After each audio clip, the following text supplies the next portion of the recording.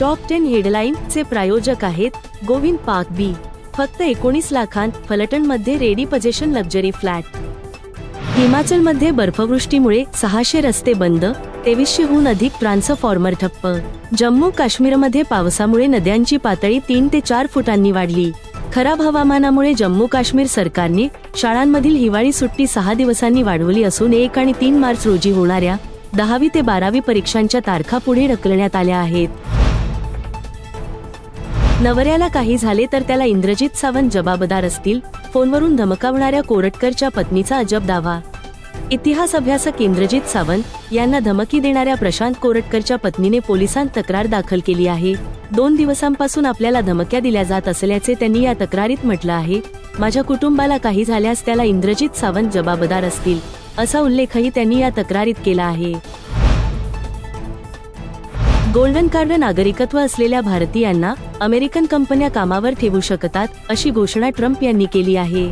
अमेरिकेचे अध्यक्ष Donald Trump यांनी घोषणा केली की अमेरिकन कंपन्या आता नवीन गोल्डन कार्ड नागरिकत्व उपक्रमांतर्गत अमेरिकन विद्यापीठांमधून भारतीय पदवीधरांना कामावर ठेवू शकतात.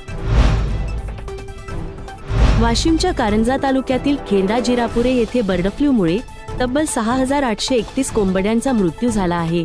यामुळे जिल्हाधिकाऱ्यांनी तातडीने प्रतिबंधात्मक उपाययोजना राबवण्याचे आदेश दिले आहेत. नागरिकांनाही सतर्क राहण्याचे आवाहन करण्यात आले आहे. स्वातंत्र्यवीर सावरकर बदनामी प्रकरणात राहुल गांधी यांना नाशिक कोर्टात प्रत्यक्ष हजर राहण्याचे आदेश देण्यात आले आहे. याचिकाकर्ते यांचे वकील मनोज पिंगळे यांनी ही माहिती दिली. परिवहन विभागाचे मुख्यालय असलेल्या परिवहन भवन या नव्या इमारतीचे भूमिपूजन 2 मार्च रोजी दुपारी 2 वाजता मुख्यमंत्री देवेंद्र फडणवीस यांच्या हस्ते होणार आहे. याप्रसंगी उपमुख्यमंत्री एकनाथ शिंदे व उपमुख्यमंत्री अजित पवार हे उपस्थित राहणार असल्याची माहिती परिवहन मंत्री प्रताप सरनाईक यांनी दिली. ड्रग्सच्या केसमध्ये कोणत्याही पदावरील पोलीस अधिकारी आढळून आला तर त्याच्यावर निलंबनाची कारवाई न होता त्याला थेट बडतर्फ केले जाईल.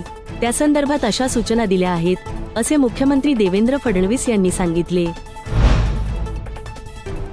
सातारा शहरातील कुंभारवाडा जिल्हाधिकारी कार्यालयासमोरील फोडजाई माता मंदिर परिसर, जिल्हा न्यायालयाच्या समोरील भाग यासह शहरातील अनेक भागात कचऱ्याचे ढीग पडलेले असतात. शहरातील कचरा उचलण्यापेक्षा पालिकेच्या घंटागाड्या, खासगी हॉटेलचा कचरा उचलण्यासाठी प्राधान्य देतात, अशा तक्रारी नागरिकांच्या आहेत. सातारा शहर स्वच्छ सुंदर ठेवायचे असेल तर पालिकेने शहर कचरामुक्त ठेवण्यासाठी प्राधान्य द्यावे, अशा सूचना कर्तव्य सोशल ग्रुपच्या संस्थापिका सौ वेदांतिका राजे भोसले यांनी पालिका अधिकाऱ्यांना दिल्या. आज रात्रीपासून मुंबईच्या पश्चिम आणि मध्य लाईनवर मेगा ब्लॉक असणार आहे.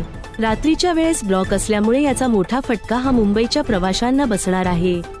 यामध्ये पश्चिम आणि मध्य रेल्वे मार्गांवर शनिवारी रात्रीपासून तर रविवारी सकाळपर्यंत ब्लॉक असणार आहे.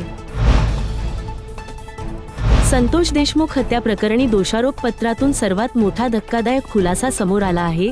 संतोष देशमुख यांची हत्या खंडणी प्रकरणातून झाली असून आका हाच या प्रकरणातील मुख्य सूत्रधार आहे.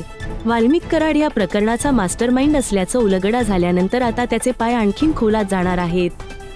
ताज्या घडामोडींच्या डेली अपडेट्ससाठी चॅनेलला सबस्क्राईब करा आणि बेल आयकॉन दाबायला विसरू नका.